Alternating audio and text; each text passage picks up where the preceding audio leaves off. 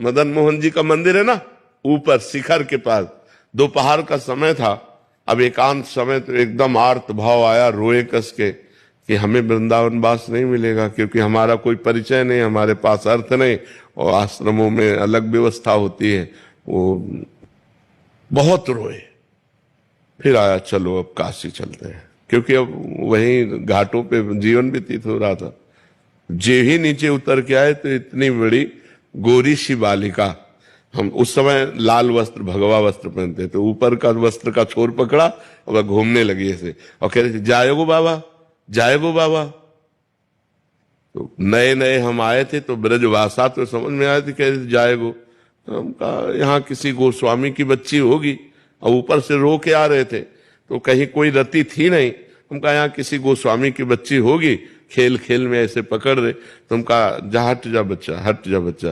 बोले जाएगो बाबा। और हम उस समय ये समझ ही नहीं पा रहे कि ऊपर हम बात करके आ रहे हैं प्रभु से, और इधर हमसे प्रश्न किया जा रहा है, और ऐसे चल दिए। जो ही हम गए तो जिस आश्रम में रुके थे वहां एक संत खड़े थे।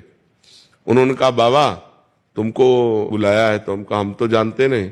बोले तुम्हें देखा है, वो बुला रहे हैं। तो उनका किस लिए? बोले आप चलो। तो उन्हीं के साथ चले गए। तो उन्होंने, गौशाला थी और एक कमरा बना हुआ था बहुत बढ़िया।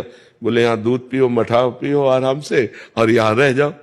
अरे हम कहे तो भगवान के, तब हमें एकदम वापस ध्यान आया कि वो जाएगो जाएगो बाबा। हम कहे तो श्री जी थी, भागे वहां, दौड़ के गए, आसपास पूछा, वहां कोई गोस्वामी पर कर ले रहता, वहां तो सब संत जन रहते।